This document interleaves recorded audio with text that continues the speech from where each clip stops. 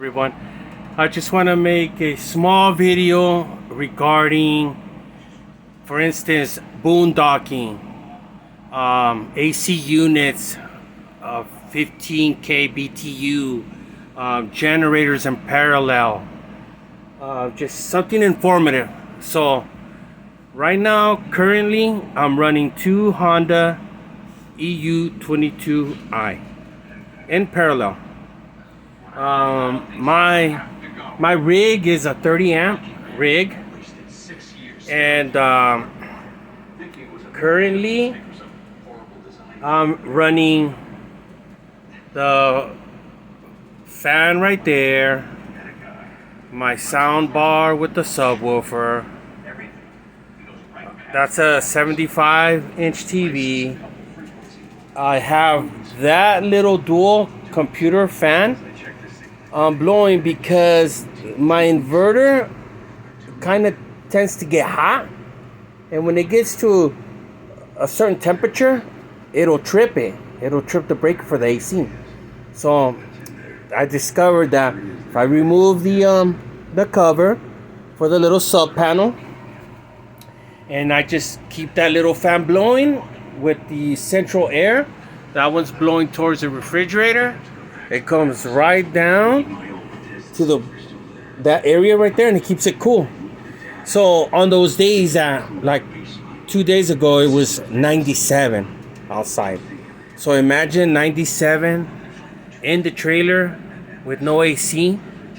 You're looking at like 105.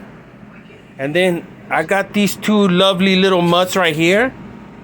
I gotta keep it running, so that nothing happens to them, right, while I'm at work. What else can I say?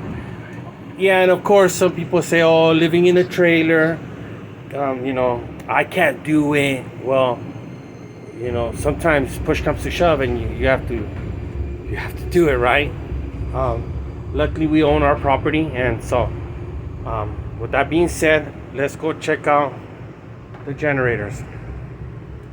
Of course, my little toys. Bam. All right, let's go outside, guys. No, Groot, you're not going nowhere, okay? Let's go check out the setup. No. You can't. No. You can't. All right, go. Okay, so. No, over here. All right, so here's our setup. Right now they're running on Eco, and you saw what I'm running. 15,000 BTU AC unit with all the other little accessories running in there, right? Sorry, it's a mess down here. It's a little mess. I was originally running two Ryobis. That Ryobi right there had 4,000 hours on it. This one has 32, 33, and it's still running like a champ. But because right now I'm dealing with SDG&E in regards of putting a transformer on across the street so I could put my pole with the sub panel and whatnot, I don't think it's gonna be done by the end of summer. They're slow, a backlog of like 4 months. So I decided to go to Yuma because these don't sell in California. So I went to Yuma. I picked both of these up for like $2,300, something like that. And it's a hit. I don't have headaches anymore. Because the Ryobis, they're good, but they're not, manufactured like these Hondas. So the Ryobi will run at night. So like that, the Hondas get a break. What else can I say?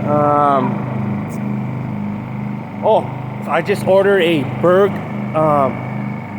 kit and a 12-gallon marine gas tank that's gonna go on top right there, and then it'll feed to these. So like that, I don't have to keep refilling the tanks, and 12, 13, 14. So I'll have like 14 gallons of fuel They say it runs up to 72 hours. So that's it. I don't know what else to say other than these are just a great decision I made for the situation that I'm living in. All right, everybody have a good day.